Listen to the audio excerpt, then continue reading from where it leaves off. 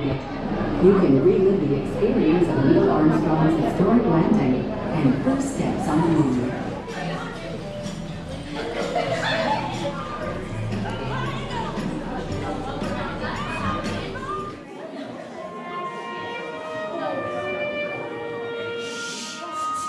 When I was a kid, I used to dream about flying through space. Every week on TV, I'd watch my heroes as they jumped into their rocket ships and took to the stars. And I wanted to be like them. They had courage, imagination, and no problem ever stood in their way for long. You know, in the end, when we actually did send men into space, it turned out that those were exactly the qualities it took. I'm John Hudson. This is Pad 39 of the Kennedy Space Center. I was a launch controller here when from this very spot, man took off to fly to the moon. It was a journey that began 12 years before that rocket ever left the ground. And it started on the other side of the world. Back then, we were one of two superpowers that always seemed to be on the edge of a terrible war. In 1957, the Soviet Union launched the first ever man-made satellite into Earth orbit. They called it Sputnik, which means traveling companion. In a world where peace hung in a delicate balance, it seemed to create a dangerous advantage. Every ham radio operator in America could hear it beeping. People were afraid. Were the Soviets looking down on us, watching us? If they could make a satellite pass over our cities, could they do the same with a bomb? Our own space program kicked into high gear, and less than 2 months later, we were ready to launch our own satellite.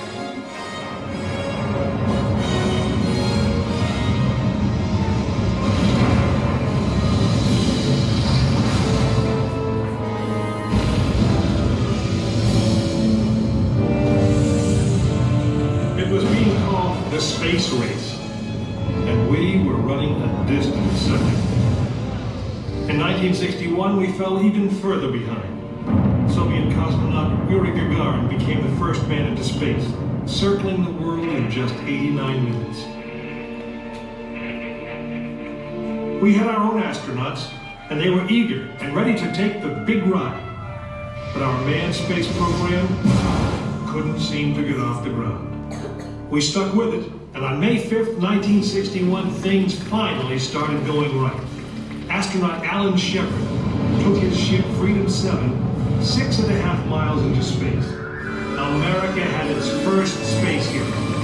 Just a few days later, our space program received a new challenge. But this one did not come from the Soviet Union. It came from our young president. In one inspiring moment, he changed the mission from one based in fear of the present to one of hope for the future. But why, some say, the moon? Why choose this as our goal? And they may well ask, why climb the highest mountain? Why 35 years ago, fly the Atlantic? Why does Rice play Texas? We choose to go to the moon. We choose to go to the moon.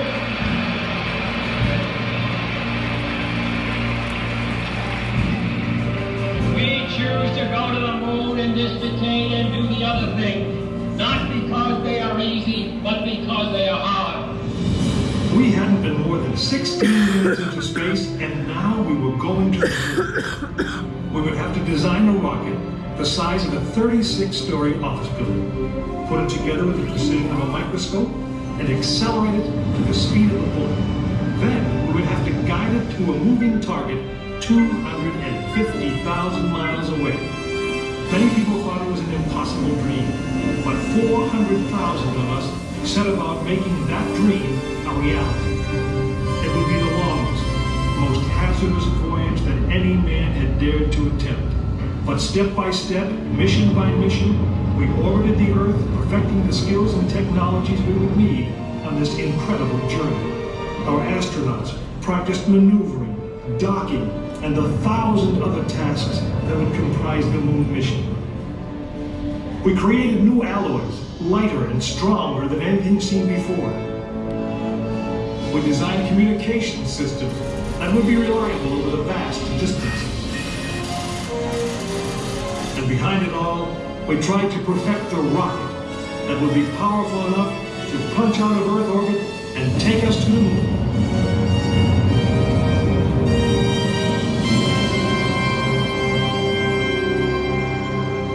One day, however, the dream of flying to the moon almost slipped away. It was January 27th, 1967. Astronauts Virgil Gus Grissom, Edward White, and Roger Chaffee were on board Apollo 1 for a plugs-out test, a full-scale dress rehearsal for the actual launch. Suddenly it happened. There was a fire in the capsule. 3 men whose lives had been in our hands were lost. Surely the opening vistas of space promise high costs and hardships, as well as high reward. But this country of the United States was not built by those who waited and rested and wished to look behind them.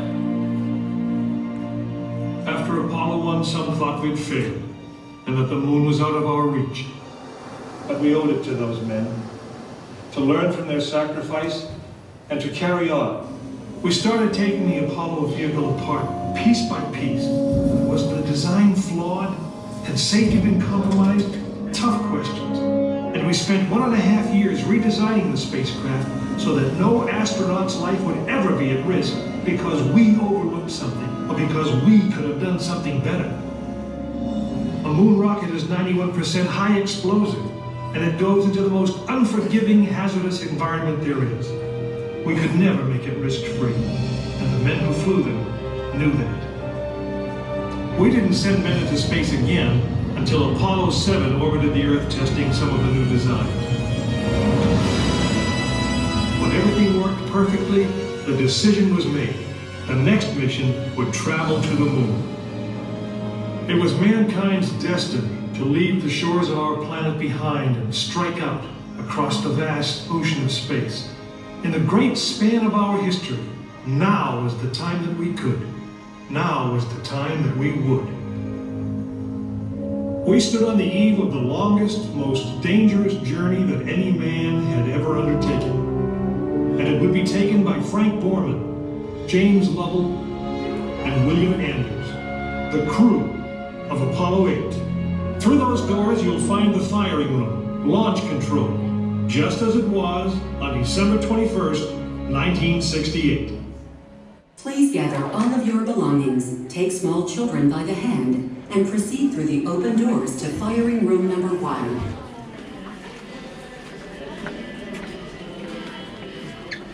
Please watch your step and use the handrails on the stairs.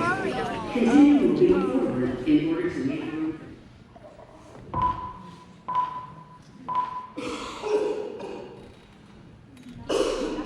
This is the firing room, launch control for the Apollo mission. This is not a mock-up. These are the very consoles we sat at when men first took off to fly to the moon.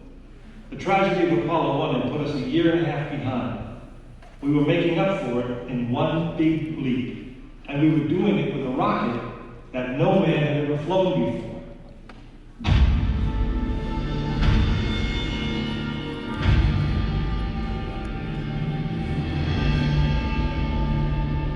It was a few days before Christmas, 1968, when Apollo 8 sat on the pad. She was the first of a new kind, a moon rocket.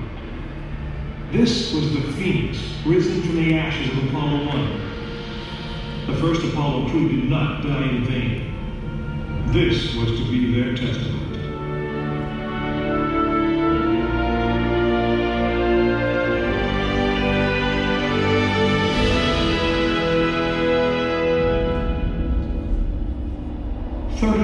Stories high, she had been fully fueled throughout the night. The liquid oxygen in her tanks caused ice to form on the outside of the craft. The extreme temperature differences between the air and the sub-zero fuel caused the metal skin of the rocket to expand and contract. Everyone who was on the pad agreed. It was as though the rocket was alive, breathing, straining at the leash. Earlier in the morning, astronauts Frank Borman, Jim Lovell, and Bill Anders had made their final preparations before taking that long ride out to the waiting spacecraft. The minimum safe distance from Saturn V at liftoff was 3 miles. The reason was simple. When fully fueled, the rocket contained the explosive power of an atomic bomb. As the clock counted down, the astronauts and all of us in launch control went through the pre-flight checks. Our hands on the controls of the most powerful, most complex machine ever built. It had over 2 million separate systems, and to bring these men back alive, everything had to work perfectly. Each individual system had been tested, but what we didn't know was how they would perform when all 2 million began to work together. That moment would come when the countdown clock reached 0.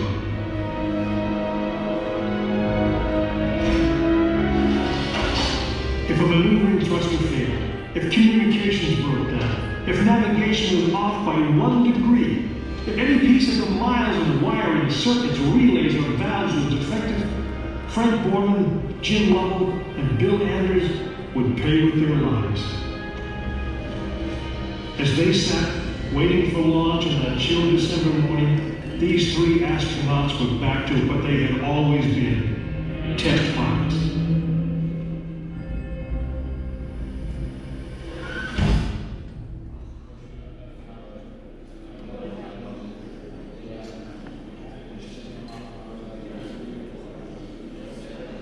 You are now in the final minutes before the launch of Apollo 8, right here where it actually happened.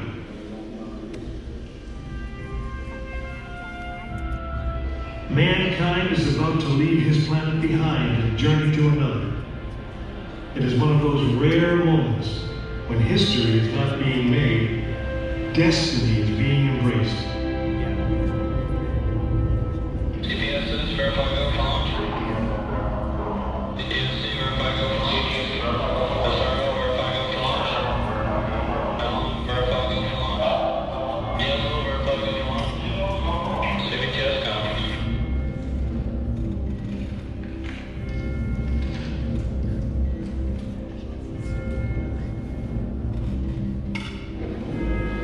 This is launch control, T-minus 3 minutes and counting. We've completed our communications checks with the Apollo 8 astronauts in the cabin, and the communications are go.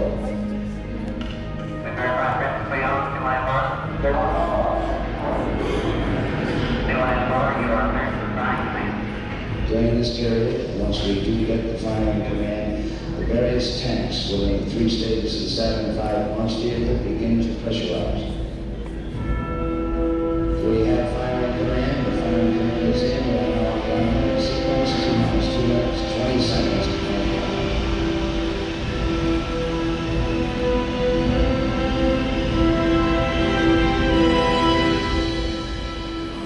Our status board indicates that all aspects are ready. Instrument meters ready, spacecraft ready.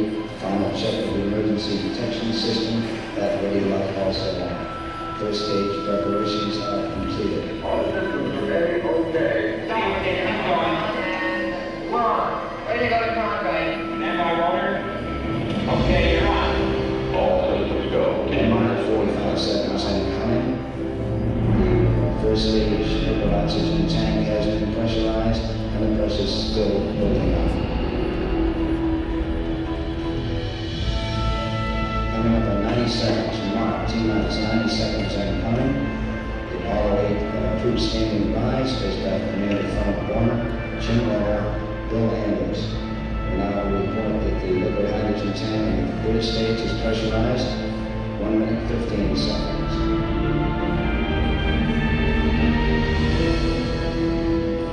All third stage components pressurized at this time as we come up on the 60-second mark on the flight to the moon. T-minus 60 seconds and counting. The vehicle now is completely pressurized. We'll come on our power transfer shortly.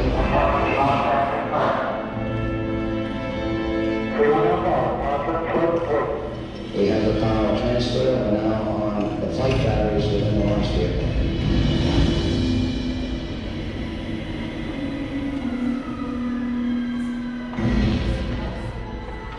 Final reports from a woman at this time. Final look at the surface aboard the spacecraft.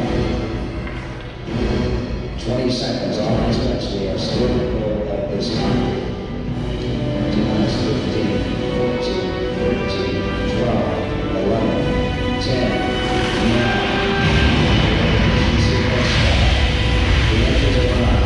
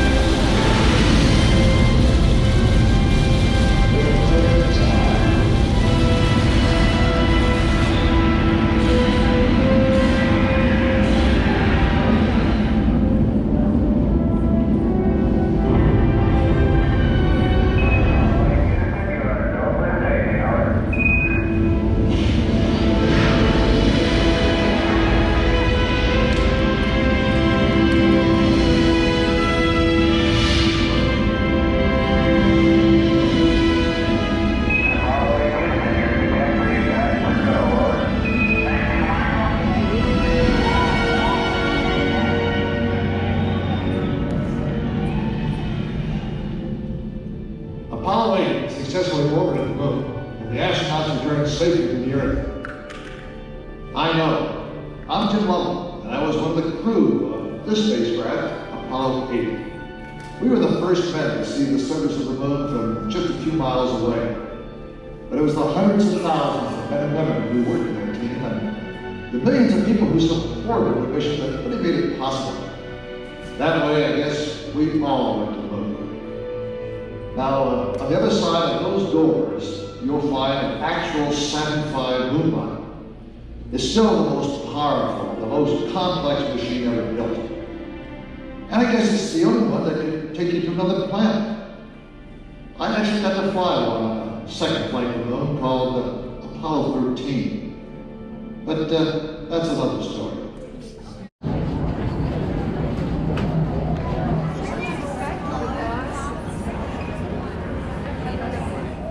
What do you think, Ryan? Awesome. How big is it? It's so big. You're just in amazement, hey?